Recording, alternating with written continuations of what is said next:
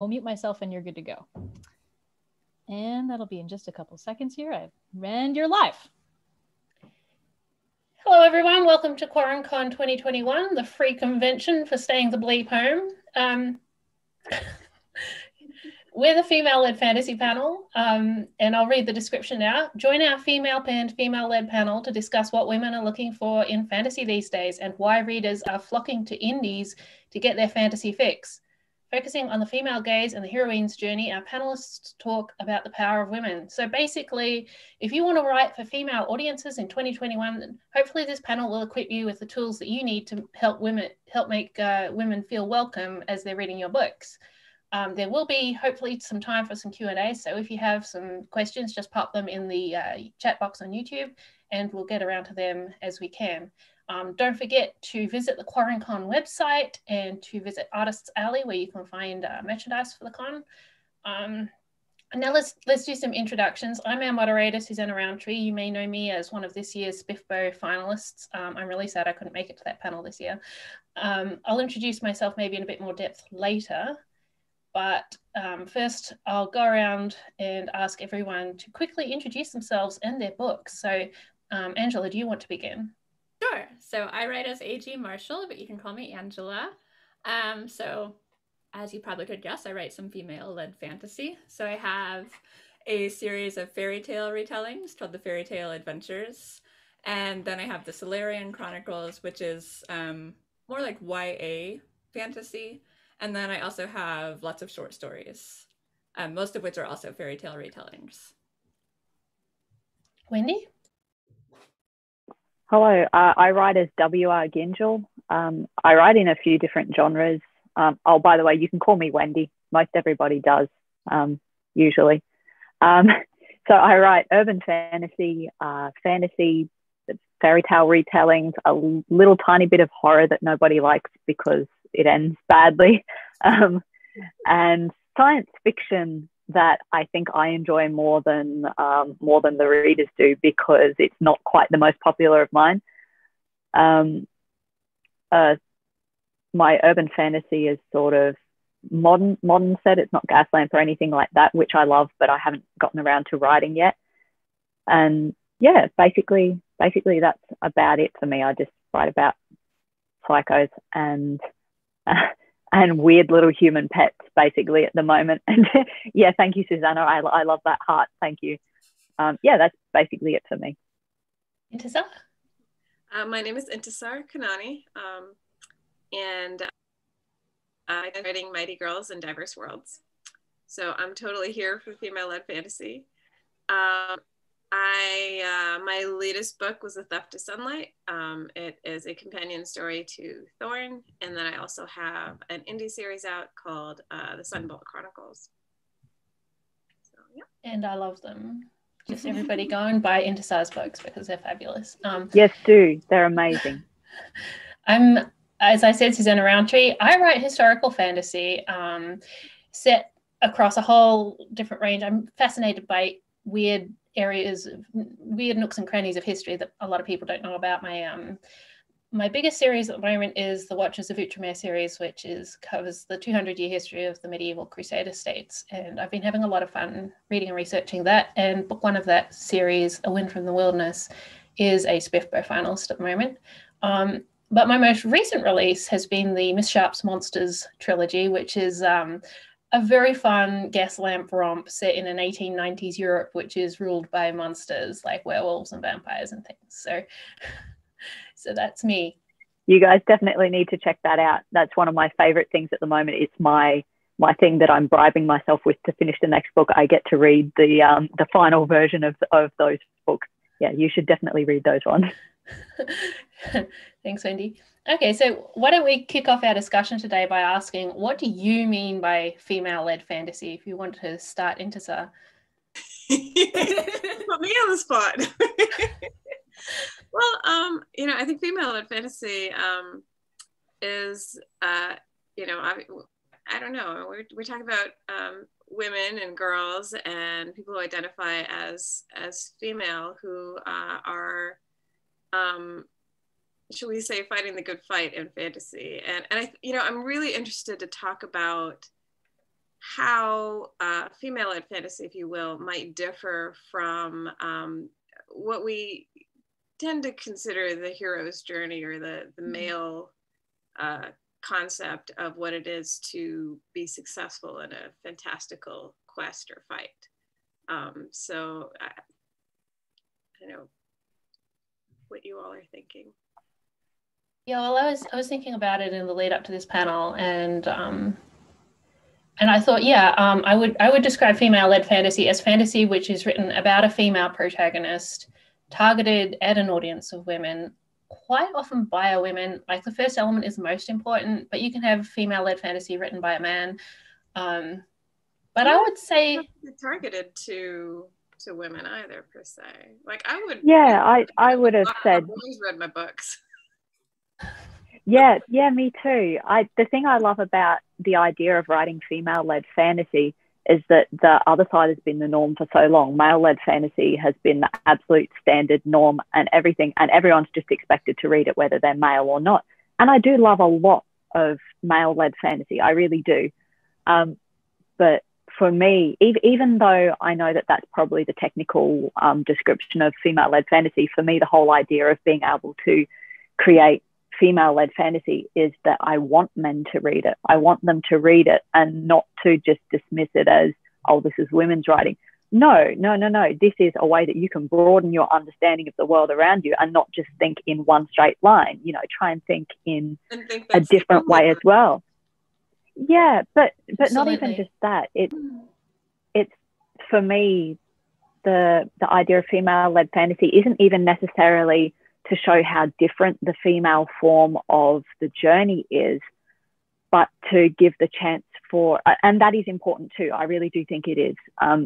But for me, the big thing is being able to actually have stories. You're not just there as an object in someone else's story. You have your own story, you have your own journey, and it is just as important as everyone else's. It gives women a space to actually be allowed to be the protagonist of their own story instead of just being what importance they are to the main male character. Yeah, I think it's, you know, being able to live. About giving women a voice, and I absolutely agree with that.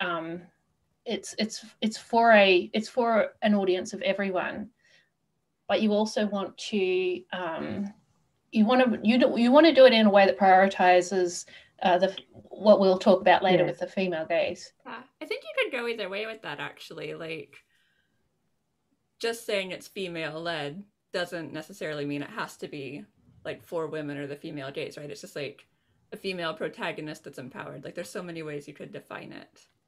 Like, for my, I love taking, like, because I do the fairy tale retellings, these characters that are like in the original tale so passive, like they do nothing, and finding ways to twist it so that they're in control.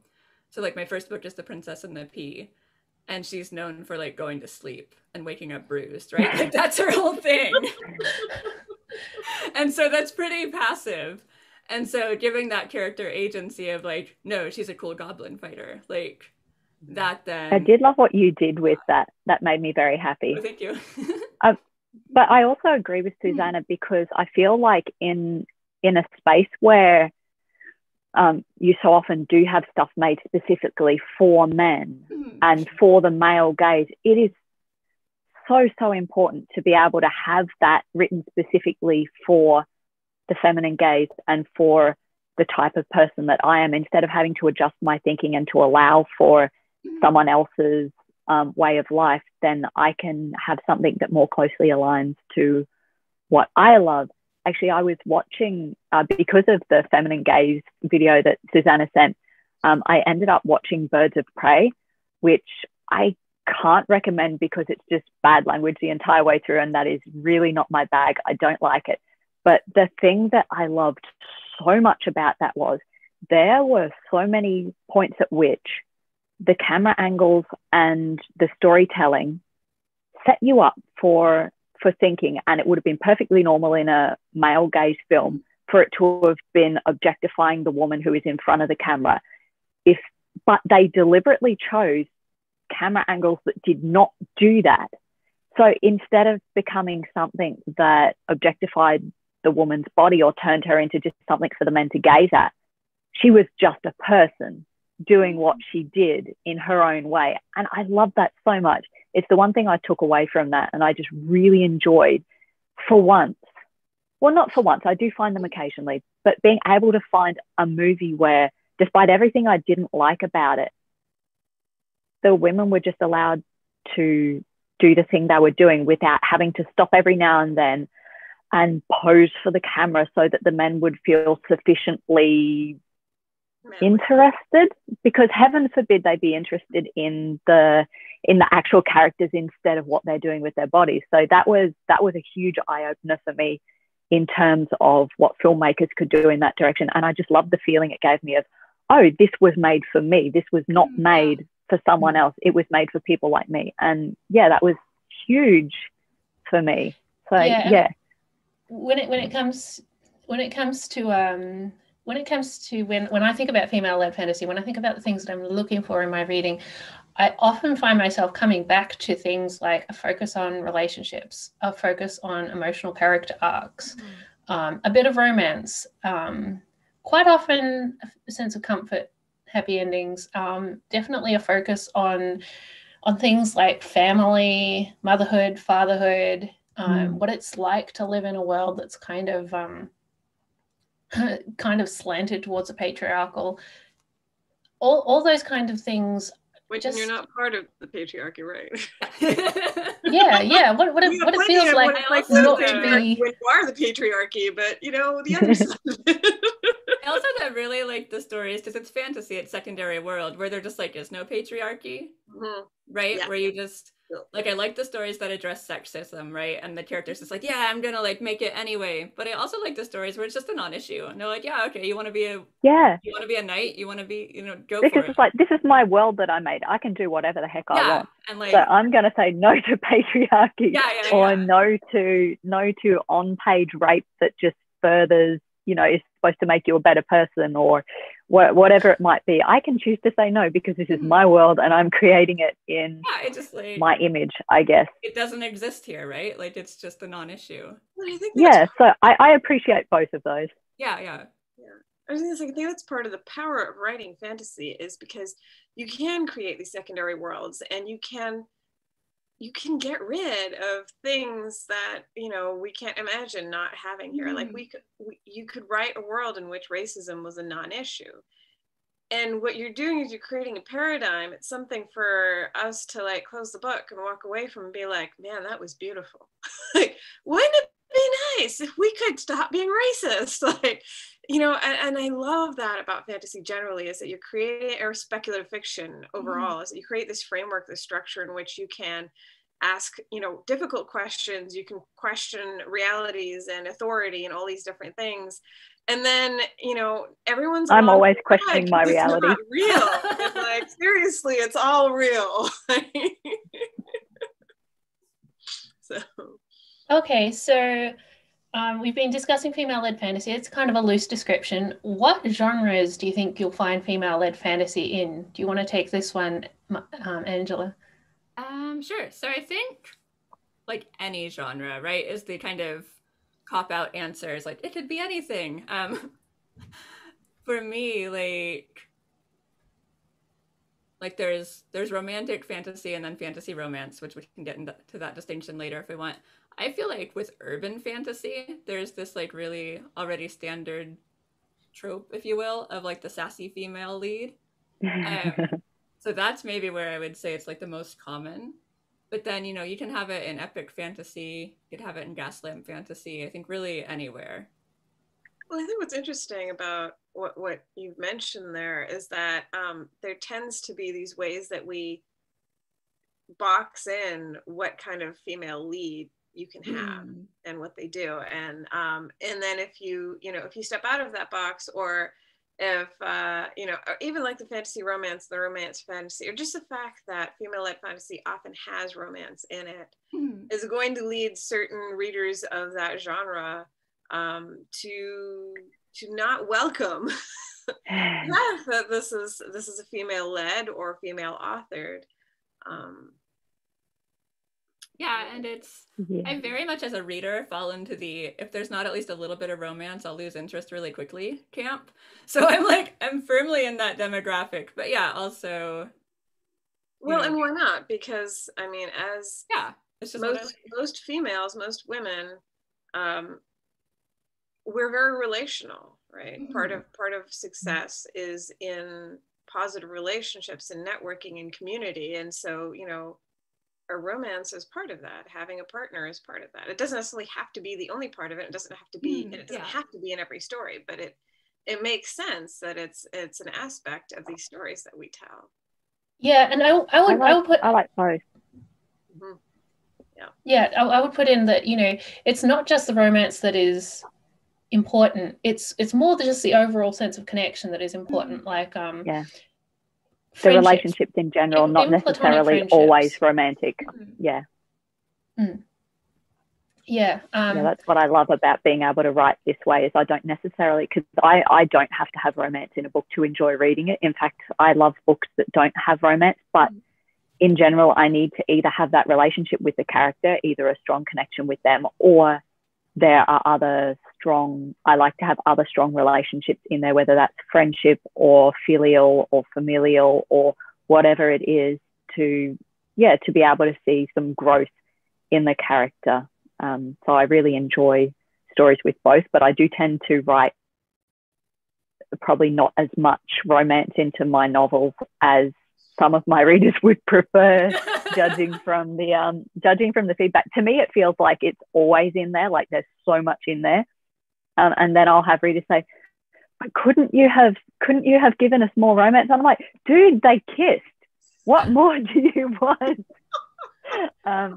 So I do tend to focus on, when I'm writing, I tend to focus on, I guess I try to focus on all the relationships that there are, because I do agree that we're relational creatures, and I think it's a very important part of storytelling. Otherwise, we're writing to challenge paradigms. And if we can't challenge people to reconsider their relationships and how they relate to other people, then I think we're missing part of what we're writing about. But it doesn't have to be romance for me. I enjoy a good romance, and honestly, the fantasy romance books I wrote were some of the hardest to write, because you have to hit every note exactly right. And because you focus so much just on the romance, you have to be able to make a good story out of that. It is honestly very challenging. It's a huge skill. It's a very challenging skill, and it's something that I find a lot of people writing female-led romance are excelling at in ways that you don't see in other places. And if you're somebody who really wants to see deep relationships, whether they're romantic or platonic, and you know, personally, I find platonic friendships, when done properly, can be so incredibly satisfying in the same way that romance is. And so this is one of the things that I've noticed about female-led fantasy in the indie space is that it's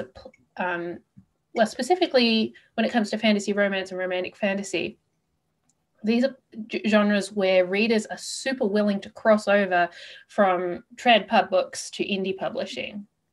And I'm not quite sure. There's not that many trad pub fantasy romance books, though. Like, one of those genres, it's hard to market. They kind of said, it's hard to market. It's not that big of a market. They don't know where to put it. They don't know where the market is. Yeah, it's just. I think they're in that epic fantasy. It is, right? They were wrong. They were wrong. I think there's a market for it. There's a demand for it, but they're having to come to you just got to find it. They just, I think the traditional publishers are maybe a little bit too big. They don't know where to find it. They don't know how to move through the spaces that we're moving through. So I think it's probably harder for them to find it.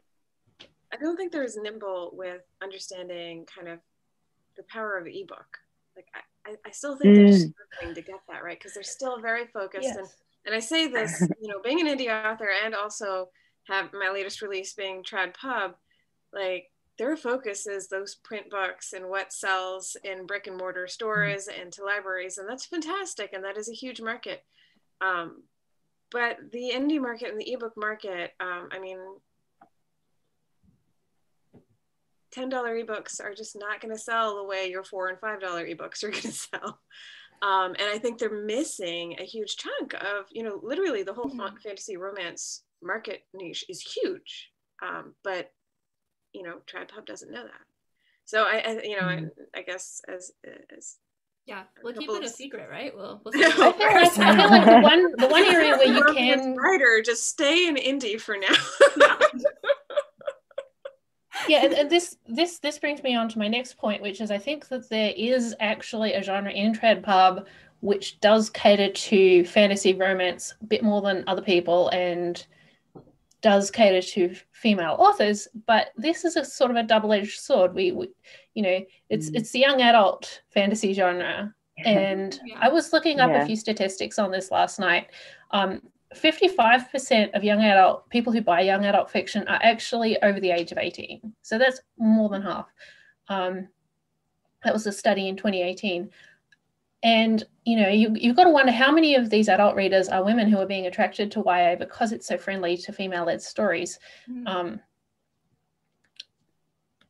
found an article it's that plus the fact that a lot gets classified as young adult if there's no sex in it. Like a lot of my stuff, I have readers saying, oh, this was just a little young adult thing.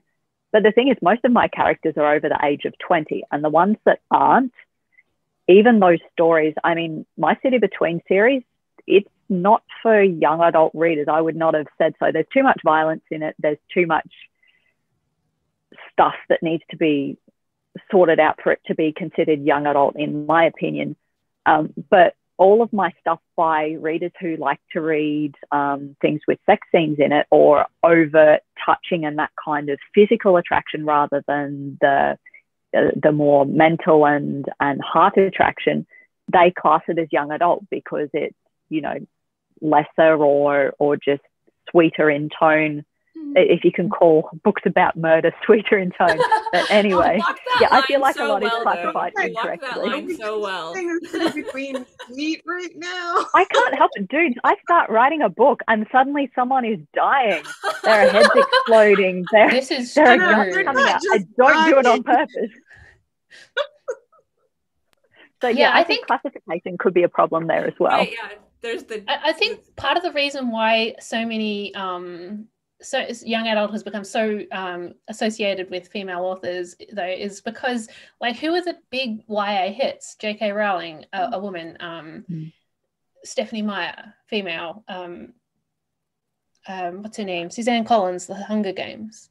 Veronica Roth, Yeah, and so the article I found, I'll just read a quick quote. It said, at some point in time, YA became a genre that not only welcomed but embraced and celebrated female authors. But whilst appearing a sanctuary, the genre may actually be more comparable to a Venus flytrap. In an industry that relies heavily on comp titles, the success of women in YA has made it common for publishers to want to shove female authors in that direction, especially if the book they have written involves young characters. Yeah. Well, like, take for instance, Alan Bradley's Flavia de Luce books. They're written about a 12-year-old girl, and a lot of people would say that's middle grade. But she's a poisons expert, and she investigates murder, and it's delightful. The first couple books I absolutely adore. The others are okay too, but there was something in the first couple I just really loved. Technically speaking, if you were going to look at it that way, you would put that in middle grade. They are not middle grade books. And another, Frances Harding, I love her books so much. They put them in middle grade, but they are not middle grade books. They're just middle grade age characters. But the feelings and the themes and the underpinnings, everything of it is so much vaster than you would normally find in middle grade. And most kids that age are not going to have the wherewithal to be able to process that. So, of course, it's people like me that are reading them who appreciate the deeper themes and the well-rounded characters and just the oddness of the world. So yeah, I think they're right. It's definitely more like a Venus flytrap. Yeah. Do you think there's also the prejudice of just like, because you're a woman, like your stuff is going to be like kid friendly? You're just writing woman stuff, which I am. Like, I have a genuine YA vibe in my work, so it's not really an issue for me. But I'm like, if I were to like try to do something really gritty, I don't think anyone would believe it, right? Like, I'd probably go for a male pen name because it's just like, yeah. Here's another example. So I recently did an author event with another author, and when it was suggested to me, my publicist actually said, "Oh, I think her books skew a little younger than yours." And I read her books and I was like, I legitimately write young adult books. Mm-hmm. Her characters are all adults. Like, what are you talking about? Yeah. This is like, it's completely like, just because it's clean and she's a female author, like she's writing very, her name is Emily Martin. Her books were Sunshield and Floodpath. They're brilliant. They're amazing. They're thoughtful. They're, diverse and intelligent. And there's disability rep and all this stuff is going on. There's bandits and outlaws and wilderness survival, and they're really cool books. Yeah, but they are not YA. And yet somehow she's getting labeled as like younger YA than what I write. And I'm like, so I really do think, like, I hate to use the term ghetto, but I do think that many female authors get caught in this kind of YA ghetto where they're not even writing YA, and yet they're getting classified as that because for some reason they're not considered to be writing real fantasy or adult fantasy, or serious stories that could be read by someone who's not a teen. And I'm like, first of all, teens read serious books. Second of all, like, what kind of prison are we creating? Like, who's gatekeeping this? Because I think it's not just trad pub. Like in indies, we also do this, right? Like, we gatekeep, and people who are not writing these, they still end up having to kind of reposition themselves as YA because it's the only way they'll sell. So I don't know. I feel like it's a very serious problem. Yeah, it is a problem. I mean, and it's more serious, I think, if you're a female author writing female-led fantasy, as with the sort of the distinctives of that genre in terms of how to put it, writing stuff with a more feminine coded bend, if that makes sense.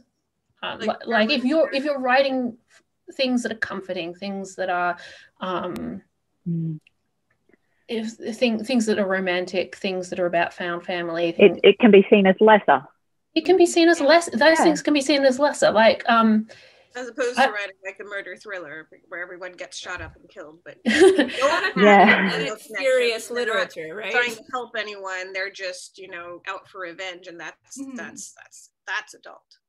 Yeah, and I mean, even if you're not writing teen protagonists but adult protagonists, you can still get pigeonholed in that young adult label because you don't want to write gritty. You're writing. And I think it's been a sort of a bit of a feedback loop. More women hit it big in YA, and now the kind of things that women like to read and that women like to write about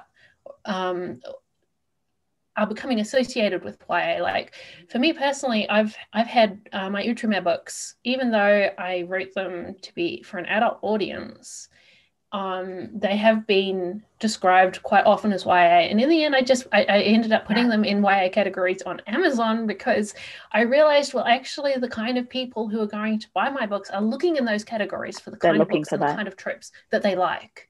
So... And what are the problems with that? So it will be a bit hard to change something like that. Like you'd need to change it from the roots up, and you'd be, and you'd need to be willing to stand a shot, right? Like and you'd have to fight really, really hard because you'd be fighting to find your audience in a place that it's not being looked for just to be categorized correctly. I think that's why I like writing so many different genres. Because I found that people follow me over really well. Like the people who come in through my sci-fi generally go over to my fantasy, and the people who come in through the fantasy usually end up going over to the sci-fi as well, just a little bit more slowly. But it allows me to stretch and breathe a little bit more, and it allows me to cover more bases in terms of finding a market, because I'm not necessarily, even though a lot of people will say about my fantasy, oh, it's just young adult, it's young adult, this young adult book of a 28-year-old protagonist. But anyway, I am able to have those different touchstones for drawing in an audience. So for me, it's less of a problem. So I guess it would be easier for people like me, or for indies like me, to start challenging the status quo of that, because I don't really have much to lose. I've still got a lot of points of contact that I can get readers from. So I guess what I'm saying is, I don't know what I'm saying. Maybe I'm the revolution. I think that's really You are the revolution. Really, Well, should we, as we're creating space for authors to identify themselves as you know, writing for adults or whatever their genre is, but also like actual young adults have the right to look in their genre and see themselves, right? And not see kids who are acting like they're in their 20s, but they're technically 17, so that they can be in this genre. Like, no, that is not, you know, like this genre is supposed to be for young people. And so we're doing them a disservice as well when we pigeonhole all poor female authors in there. And it makes it harder for teens to find that stuff too, right? So sorry. Yeah, that's a really good point, actually. Great point. Yeah. No, well, somebody asked a question. They said, how do you feel the female pretending to be male, such as Mulan, fits into this whole female-led fantasy thing? And which is a great segue to our next question, which was going to be, so what does make a strong female character? I think Mulan is a fantastic example because Mulan, you know, sure, she cross-dresses. she gives up her identity as a woman in order to save her family. Literally, that's what she's doing. So it's relational. Her goal starts relationship. She's going to save her family. Saving kind of comes second. You know, she does it to save her father. She gives up her identity and she goes out and really only becomes a great hero as she creates networks and relationships with the soldiers and her captain, and she becomes a trusted part of a team, which is not what you see in the hero's journey, right? And she also uses her wits. She doesn't become this great warrior. Apologies to the live action version. She develops some skills with the sword, but that is not what wins the day, right? It's her brains. It's her cunning. And her ability to trust other people throughout fights, right? Like, okay, especially if you look at like the final fights, you know, at the Emperor's Palace and all, like she's trusting other people to do their part as she's moving forward, and together they save the Emperor and all of China, so to speak.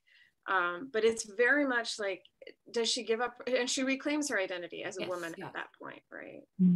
But when we talk, and I think maybe something I'd love to hear you guys' perspective on. I know most of us have read the book, The Heroine's Journey by Gail Carriger. And if you're listening to us now and you haven't read it, you should go read it. It's called The Heroine's Journey. But it's literally, I mean, I read it and I was like, I have been doing this all along. I just didn't have the terms for it. It's exactly what Mulan does. It's exactly what so many of our female led or female characters do. That doesn't mean we don't have female characters that go on the hero's journey, and we don't have male characters. One of the big examples that Carriger gives in the books is Harry Potter, and he is absolutely a heroine in the concept of these kinds of journeys. Definition, So I think when I think a lot of people, when they talk about strong female characters, and this is quite a common misconception, they kind of fall into a pitfall where they assume it just means the girl is one of the guys. One example that comes up a lot is Ripley from Alien. I'm sure it's not a movie I've seen. I'm sure she's a great protagonist, and it's totally a valid.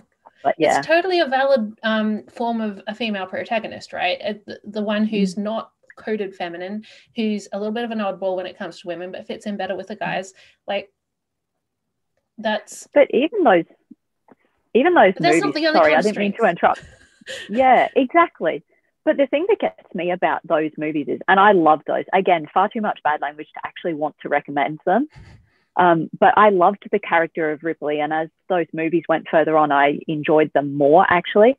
But the whole set of the movies was, again, rife with the male gaze. So she was a strong female character in a way that would appeal to men.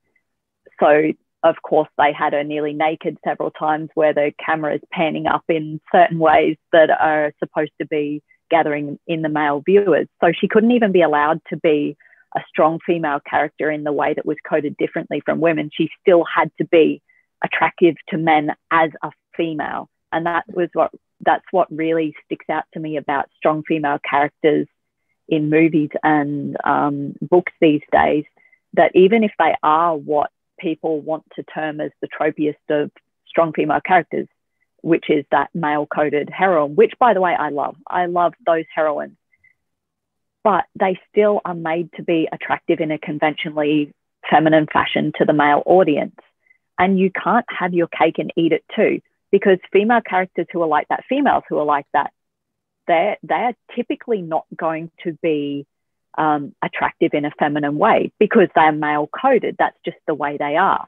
So by trying to have the best of both worlds, they sort of deny the kind of character it is to start with, because she's not allowed to just be that male-coded heroine who would have trouble relating to men in a feminine way, and who would need a completely different male match if she were to find a match, which she doesn't usually, because she's there for the viewer to be able to relate to.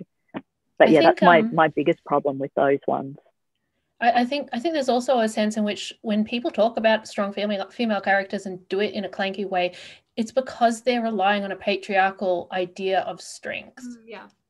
Like we're often talking about a different kind of strength, like a strength that isn't individualistic but thrives in building community, a strength that finds agency in limited choices, a strength that, like Wendy's, almost my favorite of Wendy's characters is Isabella from Mask, and she doesn't, as Intisar once pointed out, she doesn't challenge the social expectations that hold her back.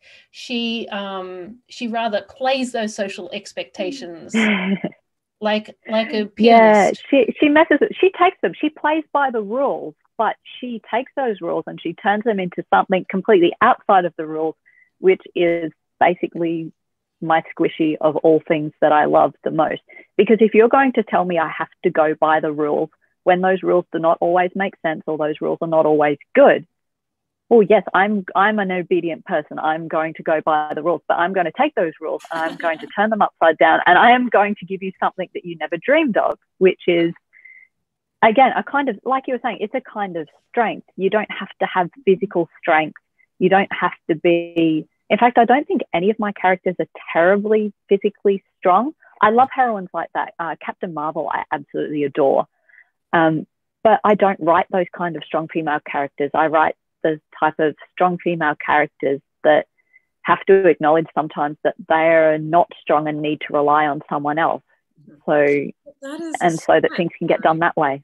Yeah, it's so the like male coded female character, that's a very hero's journey way of looking at strength, right? Like, oh, I fought and I do love those characters. There's nothing wrong with it, right? Like we all love those characters.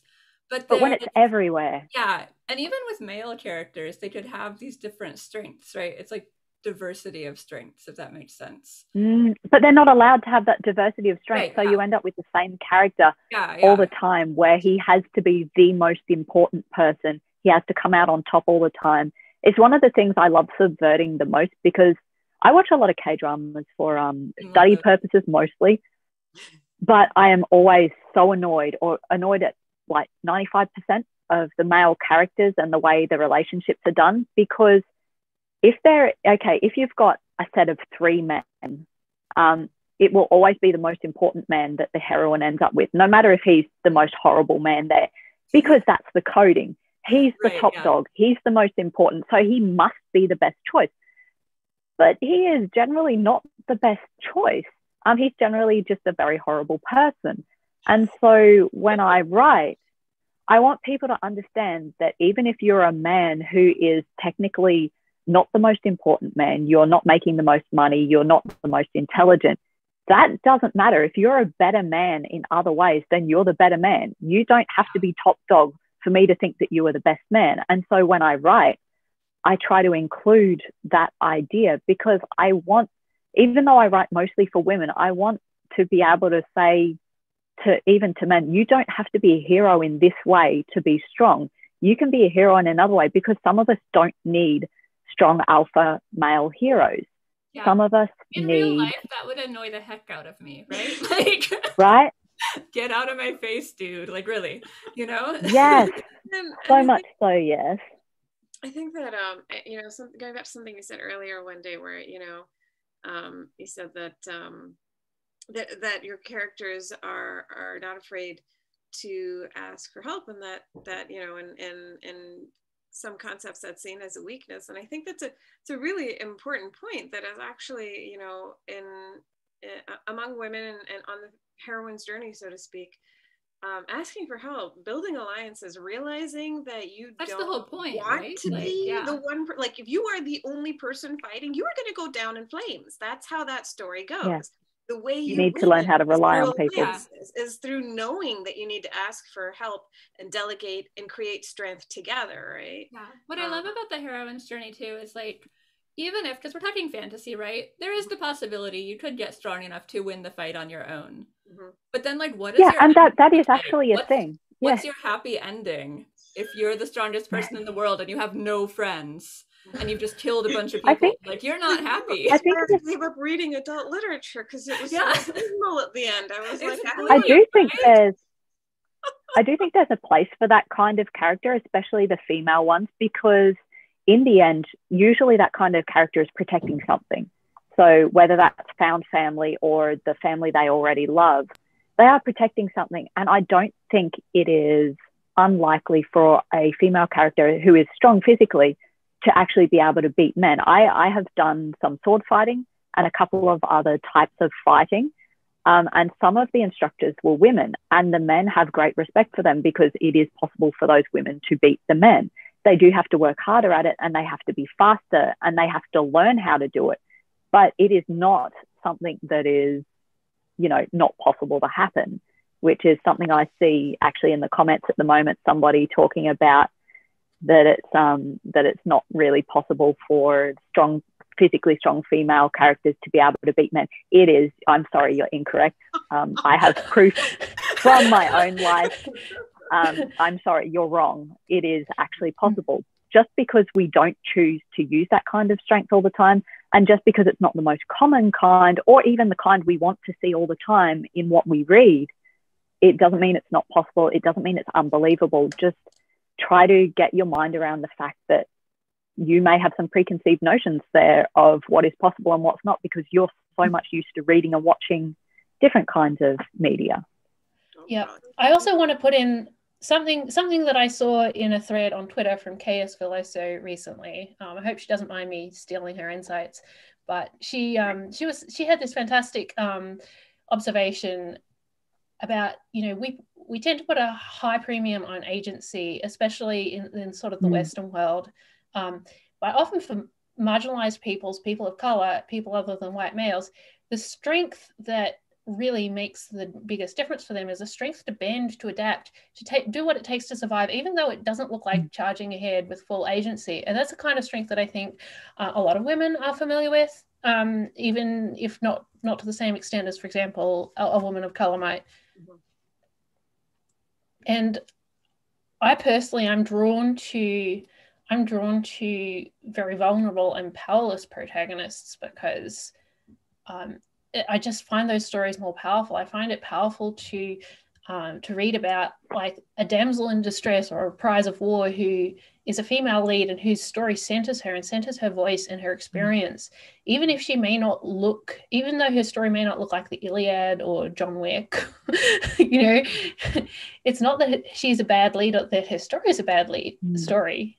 Like it's simply a different kind of story. It's a different kind of strength.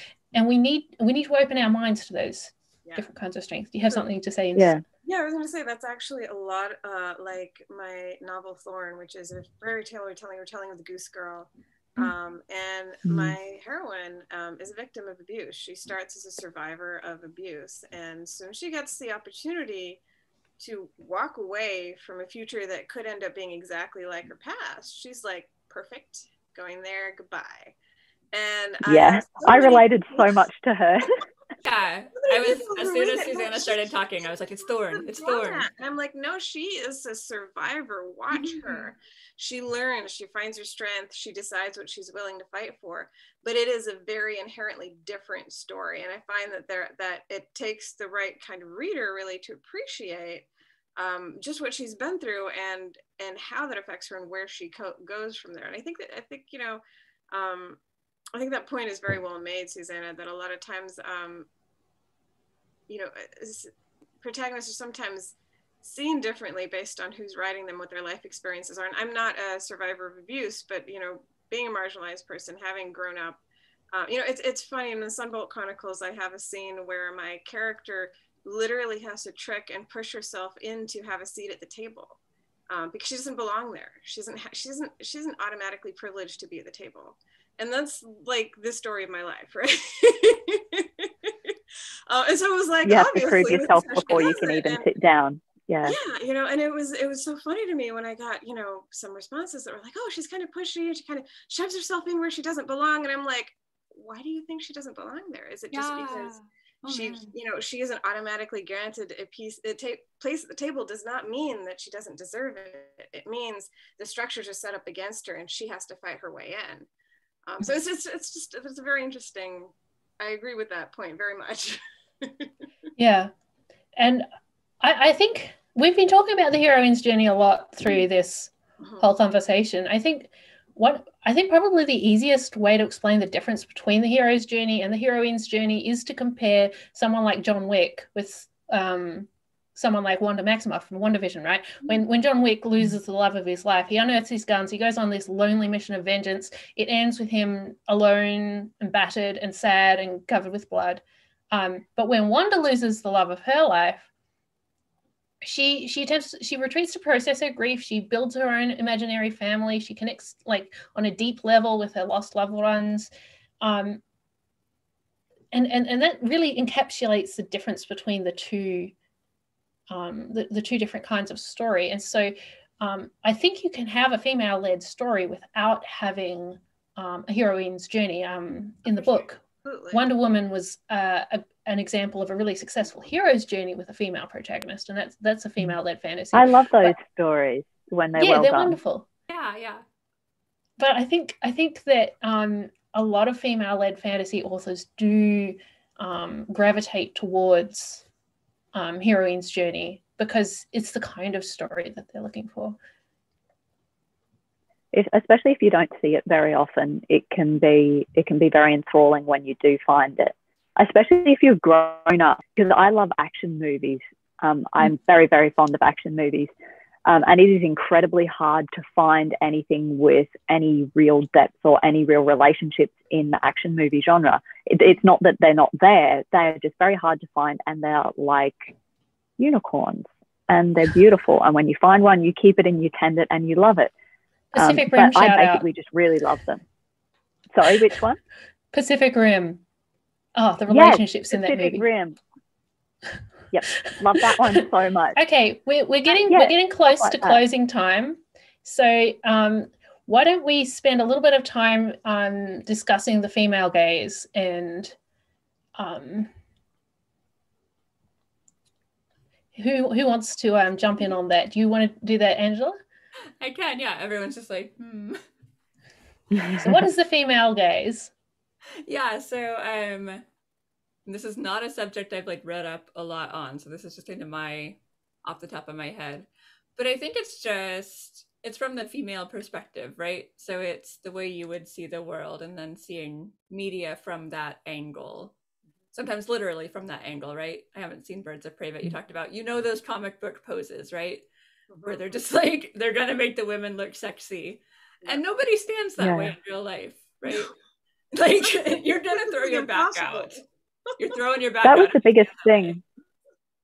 Yeah, that was the biggest thing I got out of that video that we shared on the feminine gaze, was women as real people instead of objects, which was the biggest thing for me. Instead of being seen how they're related to the man, how they are as an object to him, and in this movie she's actually a person. That was such a big thing for me. And it's like, it's kind of funny because it can, in my opinion, go too far the opposite way. So you have the whole like reverse harem genre where it's just like, let's just fill the book with hot men then. And so I also find that kind of offensive. I'm like, let's just not objectify anyone, right? Like, can we all be people? Yeah, it's interesting. That was actually... You're so radical, Angela. I know. I'm just out there. No, I think it's interesting. When I was looking into terms of masculine gaze, feminine gaze, like obviously the term originated as the masculine gaze, which is broadly defined as the artwork's assumption that men are the audience, men are the viewpoint characters, and that women mostly exist as the object of male desire. And so female gaze sort of developed in response to that as a storytelling framework, which it concentrates on the relationships and the seeing and being seen. Yeah. So it more gives a voice to women in the process of in their lives, rather than sort of taking the gaze and turning it around on men and making men the objects of desire. It's female gaze is sort of being formulated as a way not to objectify men in return, but to set up a relationship of equal give and take. And at least that's the way it says. To me, that just sounds like a gaze. Like, I know that's not how it is, but like really. The non-objectifying. But also, the non-objectifying gaze, right? Yeah, no, I totally. Yeah, but it also gives women. It also gives women a space to exist as people instead of just being seen as, or even it's not even that too. It gives women a space to be able to say, my object of desire may not be a man. It may be this ambition. To prioritize, right? This may be, it gives them space to be able to exist in a world that doesn't say you are either desiring a man or desired by a man. It gives her space to be able to develop as a person and to understand the world in her own way before she decides whether, what she wants to be chasing after, what her desire really is, what would suit her the best. It gives her that space to be able to find out who she is, I guess. Yeah. So I thought in our writers group that we have for female-led fantasy, there was a really good example of the give and take of female gaze. We were discussing what tropes are enjoyed in romantic fantasy and fantasy romance, like what are the big tropes and what are the point of views that people are looking for. And someone said, and a number of people said, they did the research, readers want to read both the male POV and the female POV in a fantasy romance or a romantic fantasy. They want both points of view. And I thought that what a great example of what we're talking about, where instead of just one gender being objectified, both have a give and take going on. Sorry, Intisar, did I interrupt you before going? Okay. That is, it's also like, that's kind of the dream, is to like, one, what the guy's thinking, like whoever actually knows that, right? And then two, like, that his intentions are good if you have his perspective. So for me as a reader, I always find that like really comforting. There's not that like suspense of like, oh, but is he gonna like stab me in the back? Like, you kind of know his intentions. You can relax a little bit. And so it just feels like a comfortable space. I can understand how people love that, like the two point of views. For me as a reader, I actually don't like it. And as a writer, I never do it because I just don't want to read that. If I write, for instance, 12 Days of Fairy is actually written from the point of view of the sort of middle-aged king. And the way that I let people know about the main female character is through his eyes, because that to me is precious. And I do the same thing if I'm writing romance from the other point of view. I won't give both point of views. I give only one point of view because I want the reader to be able to experience that other person through this person's eyes. So to me, that's the delightful thing about it. But I can understand why people love the two point of views so much, but for me, it just, as a person, as a reader, as a writer, it just doesn't work for me it's not even about objectification in that sense. It's about discovering who someone is through the other person's eyes. And I guess technically that's objectification because that person is being an object, but for me, it sits differently. If you get both perspectives though, you get to see both of them from both of each other's eyes. So it's like twice as good. I still disagree. I like both, right? I like both. I do like, because then you get to fall in love with that character in a different way, right? Well, you see different aspects. Like, so if you're inside of one person, you're going to understand them differently than if you see them from someone else's perspective, and you start gaining perspective really on each of the characters, and it can be kind of adorable sometimes. But I understand your perspective too, Wendy. I think both kinds of stories. I think I'm in the minority there. I think from what I understand, most people do want to have both points of view. And I guess I could understand how that would be more empowering to the men who are reading romantic fiction. I can understand how that would be more welcoming for them. No, I'm kidding. No, if it makes more men want to read, Heroine's Journey and female gaze material, I would be all for it. But I'm also stubborn there. I feel like they should have to do what I've had to do all my life, and just realize that not everything's about them, and that sometimes they're going to have to look through another person's lenses to watch the media they want to watch. I want men to understand that, no, you can read something through a female perspective and you're going to be okay. It's not going to harm you. You can even enjoy the experience. And so I get really stubborn about it. So it's probably just my bad attitude, actually. Yeah, I think it's really important. Right. So we're getting close to the time when we need to finish up. We have had a few questions come through. One person asked what the difference is between the heroine's journey and the hero's journey. Can we try to summarize that in a few words? Maybe Angela could. Yeah, so should we start with the hero's journey then? Or the heroine's? Okay, so you guys help me out. So you have your protagonist and they're like living their normal life. If you think like Star Wars is a good example, right? Like Luke's on the farm, then you're gonna get this call to action. They're gonna turn it down. The call to action becomes more persistent. They go on this journey. They're seeking these objects, these boons, I think is what they're called in the original text. Eventually, they descend to the underworld. They have to original text. Original text.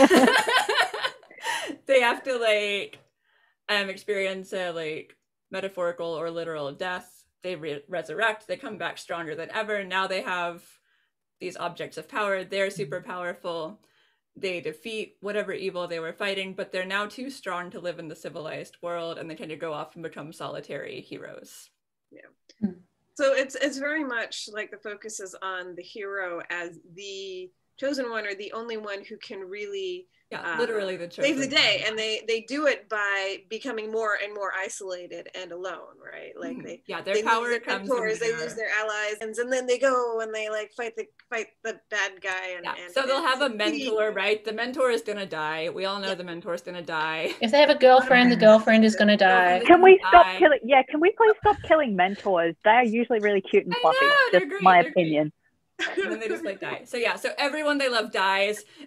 It drives them to go even harder, right? To become even more powerful. They're looking for glory. They're looking for revenge. They're not looking to protect their family, right? They're looking for They're looking to protect their family. It's not a relationship-driven effort on their part. Yeah. They're not existing in relationship with people. They're becoming more isolated. And which is not to say that you can't have a hero's journey with supporting characters in it. I mean, if you look at Wonder Woman, she does have a group of friends, but what happens, they die, or at the end, she's isolated from them.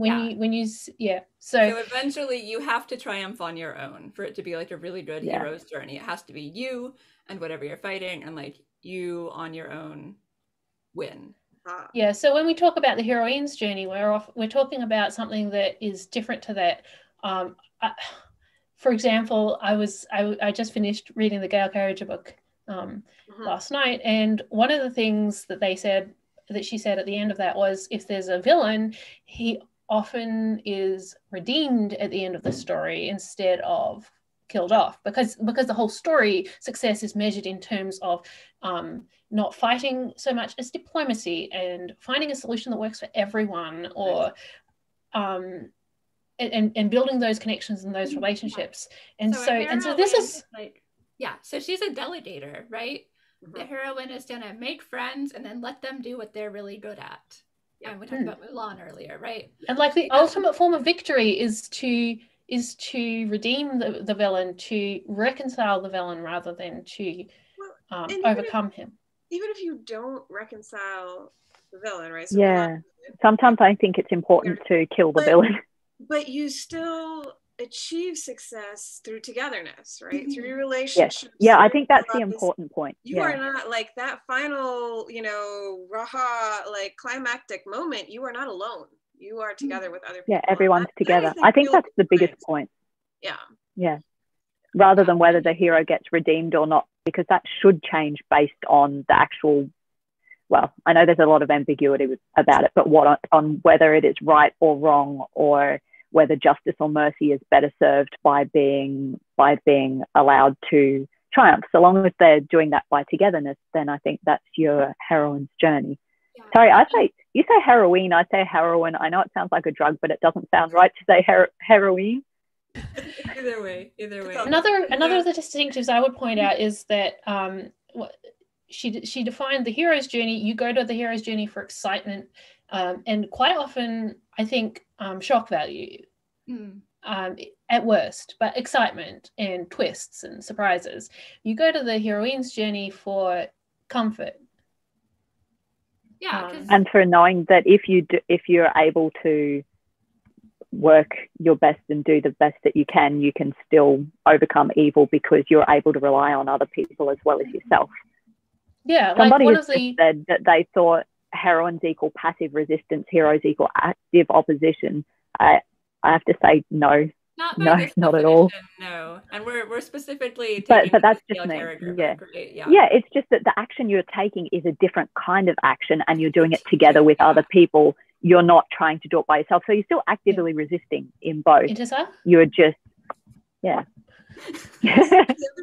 other thing that's important about the heroine's journey is how the heroine kind of starts on her journey, which is usually not that it's a voluntary, like she chooses to set off usually, rather than being removed, like being involuntarily pushed on this because her whole family has been slain or whatever like that.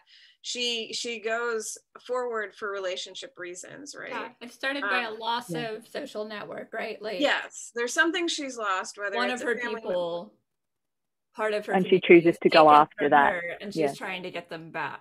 Yeah, and I think one of the big examples that Carriger gives in the heroine's journey is the myth of Demeter, right? Yeah, she sets off to rescue her daughter, and it's this long, and she also descends to the underworld, so to speak. But for her, she's given up her identity, she's given up her goddesshood, whatever you will, in search for her daughter, and then eventually she creates allies and is able to find her way to getting Persephone back. Through compromise, because Hades is a piece. 6 months here, 6 months there. Yeah, the compromise is a big piece of it, right? Like, I have to say, when I look at I was reading the book and thinking about my own books and where they fit, and it's interesting. I think the Outremer series is very definitely a heroine's journey. I would agree. But I'm not sure that I've done like the best. I don't know. They're not really comfort reads, because they're based on history, and history is dreadful for a lot of people a lot of the time. Not comfortable. They're gritty and they're gory, story that is not comforting. They can be disturbing. So you can totally write a heroine's journey that is not comforting. Yeah, I like that. I like being able to do that. I don't do it very often, but I like being able to. I think part of that is that the end point is usually comforting. Final end point with a heroine's journey. And you can write a tragic heroine. You can, but people don't always like it. Yeah. There's that. I think it might be worth. Really angry if you don't give them what they signed up for. Yeah.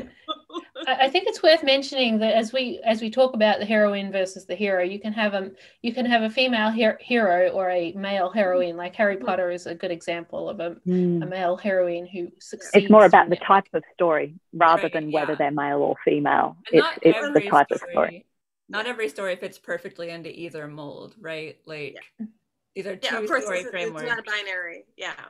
It can do whatever you want, right? but it's good to have these frames of reference as you're. And it's important to note that really when we talk about these journeys, we're talking about the Western mode of understanding storytelling. So there's a whole other world out there with whole other ways of journeys and development. So, that's probably a good place to end.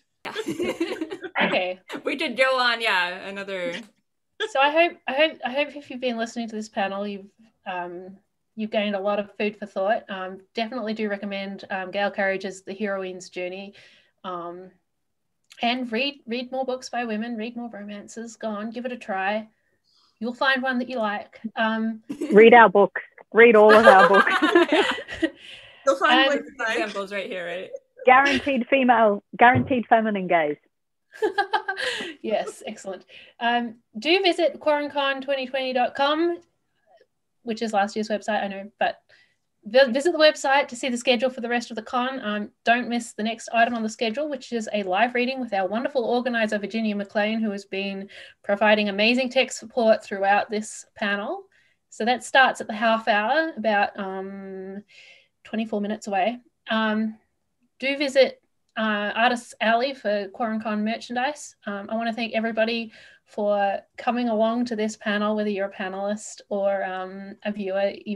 You've made it such a friendly and fun occasion, and I'm really happy to have had this conversation. Thank you all. Yeah, thank you for having me. Thanks everybody for watching.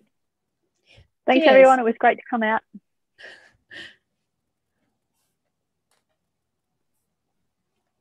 Are done.